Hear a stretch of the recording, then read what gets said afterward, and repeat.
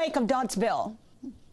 Well, I think it's a good step forward. The House has already passed the bill, so with all the hostility between the Republicans and Democrats, it's nice to see that he got something out, and Republicans seem to be warming to the bill, and I think it's good steps in the right direction. What else needs to be done after?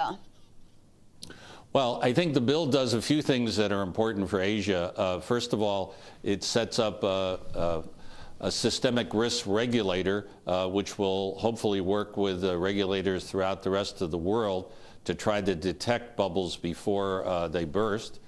Second of all, it sets up a clearing corporation or for financial derivatives, and that will be important in terms of assuring that there'll be margin and mark-to-market, so we won't have another AIG situation. And third of all, it, for the first time in the U.S., asks managers of hedge funds to register with the SEC, so we'll start to know what's going on with hedge funds. You say that the key to U.S. economic recovery is the revival of loan securitization. How is it doing on that end? How much strides been made so far? Well, in 2006, about $1.2 trillion in loans were securitized in the U.S., and in 2009, it was down to about $180 billion. So that's a huge drop-off, and that's the key explanation for why the U.S. recovery has not been as strong as it should be, because loan volume is down so much. But investors around the world really got burned by securitized loans, and so we really need to do a lot more to get loan securitization back on the road. Bob, let's bring in our guest today, Professor Seade. Professor, your thoughts on where the U.S. economic recovery is at this point in time?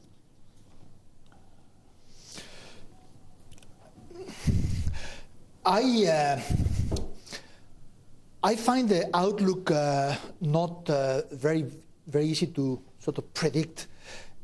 On the one hand, the growth that has been achieved since last summer is solid and is very welcome.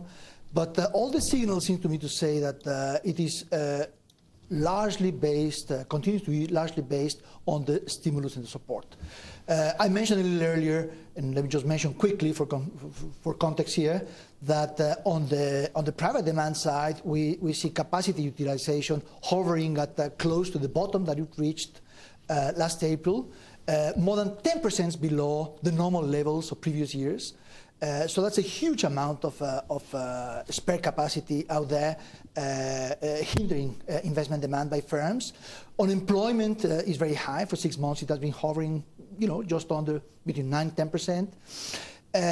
Now, in addition, we have bank lending closer to what our friend Pozen was raising in the context of securitization.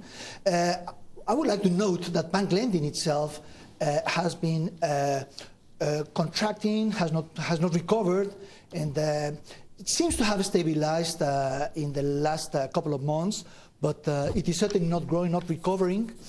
And this comes partly for lack of demand, the spare capacity and all that, but also because banks are not eager to recover their inclination to lend. Why is that? Well, if we look at the fundamentals, we see house prices continue to fall. We see the portfolios of the banks continue to deteriorate. House mortgage lending, delinquency rates continue to rise and are now in excess of 10%, which is completely unprecedented. Corporate mortgage rates are also delinquent to the tune of 9%. Even corporate lending going to delinquencies of 7% or so on. So bank lending is just not there. So the crutches remain necessary. But can the government afford them in the form of the stimulus? And talking about can I jump in here? Can I jump in? Ahead, Bob. I think bank lending's down about 7% year after year from 2008 to 2009. But as I said, loan securitization is down 70%. So the key here is not bank lending. The key here is loan securitization. And in my book, I outlined 3 things that really need to be done. The first, which is in the Dodd bill and in the House bill, is that we need to have lenders, the non-bank lenders, mortgage brokers, credit card companies, auto companies that sell loans into loan securitization, we need them to retain some 5% of the loans so that they have skin in the game. Before, we had lots of situations where people sold 100% of the loan and didn't have any incentive to do due diligence.